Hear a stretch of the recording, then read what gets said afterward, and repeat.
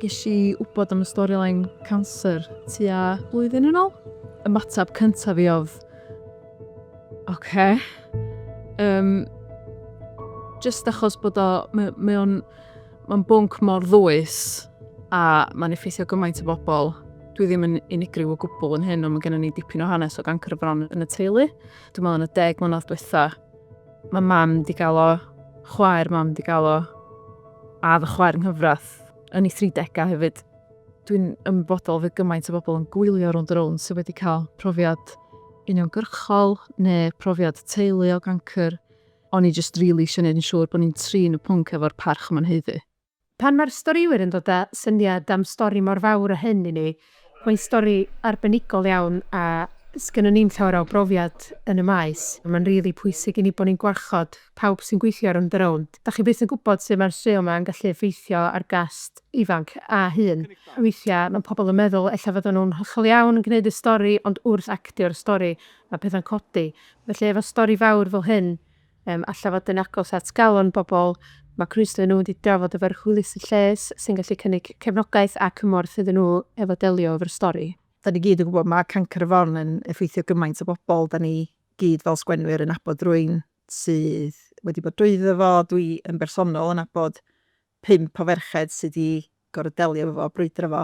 Dwi'n meddwl mae'n bwysig i ni fel storiwyr a sgwenwyr Rownd bod ni'n neud pethau sydd yn bwysig i'n cynulleidfa ni a sy'n berthnasol i'n cynulleidfa ni. So nathon ni ddechrau meddwl am y stori yma'r stori Mae Lowri. A wedyn yn amlwg y cam cyntaf i ni, efo unrhyw stori fel yna, da ni eisiau gwneud yn siŵr bod ni'n wneud o'n gywir. Mae cyfleu stori, mae person go iawn dim menthyg i'r rhaglen yn gyfrifoldeb. A da ni mor ffodus bod Nia jyst i bod mor hael efo'i phrofiad. Fod jyst yn anhygoel gallu siarad efo Nia, bod hi jyst mor agored, fodlon rhannu, a dwi'n meddwl rili isio rhannu ei stori hi hefyd. Nes i gael diagnosis o Cancr y Fron yn mis Tachwedd 2023. O'n i'n 46 oed. Mi ddoth o yn sioc enfawr. Oedd o'n 2 a hanner nes i fynd arni hi, a fel mae pob person sy'n cael diagnosis o unrhyw fath o ganser.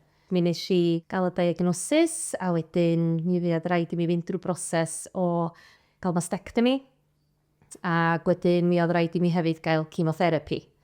A wedyn mis Mehefin llynedd nes i gwblhau y cwrs yna. Ti wedi cael biopsi? Do gesio'n syth. Oedden nhw'n ama unwaith oedden nhw weld y lwb yma. Dyn nhw'n meddwl ma cyst. Fydda nhw'n bod yn hollol siŵr. Mae'n rhaid yn nhw ddisgwyl lle oedd canlyniadau. Mae nhw wedi gweld lympio fel un gan wyth, Philip. Cansar, dio. Hwna reis anodd i wylio. Hwna mam dros debyg. Ynddi. Waw. Nes i fynd i fewn yn hun, ac o'n i'n di disgwyl hynny. O'n i di meddwl sy'n cael gwybod efo rhys yn ymyl i. Nathon nhw yrru fi i gael profion lle, a wedyn nathon nhw dynnu fi drwodd wedyn i gael y sgan. Y radiograff nath eitha fi, yn union fel a lle ti'n deud o, di hwn ddim yn edrych o cyst, mae hwn yn edrych o bach o gansar. Ond fedra ni'n bod yn siŵr. A nes i gael bach o sioc bod nhw wedi deud fel a. Ti'n gweld y pethau mae'r teledu, 2 berson yn eistedd mewn swyddfa ac yn cael gwybod cyn rhywun dros ys... Ond ddim fel o ddigwyddo.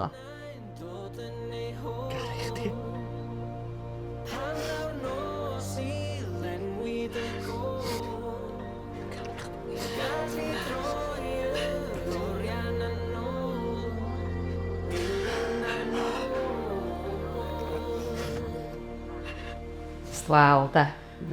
Tod ar y pwynt yna, mond chdi ar dy deulu beth sy'n bwysig i chdi. Ti'n mynd i wella, wyt? A pawb yn mynd i wneud i gorau i wneud yn siŵr y mod i. Oce? Mae hwnna'n dod o'n ôl o ran deith y plant. Oedd o'n galad iawn deud wrth nhw. Oedd Gwern genna i yn 15 dymol ar y pryd, a Lysa'n 12. Ac yn amlwg oedd yn y gyfnod lle oedden ni'n set ofnadwy, a ti'n meddwl, oedd o'n ddwrnod anodd. Ond o genna i hefyd, wrth gwrs, oherwydd yn oedra ni, angen deith yn rhieni fi. Ac os rhywbeth oedd hwnna'n galitach dydd plant. O hwnna'n heriol iawn. Oed, achos y fi sydd wedi edrych ar ôl nhw. Ie. Ond maen nhw'n ffantastig. Dwi'n yn gwybod beth sy'n unig hebddyn nhw.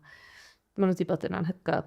Ond o'n i'n poeni mewn hlant, o'n i'n poeni am y rhieni, oedd nhw'n poeni amdana fi. Ond fyswn ni'n wedi gallu gwneud hyn hebddyn nhw.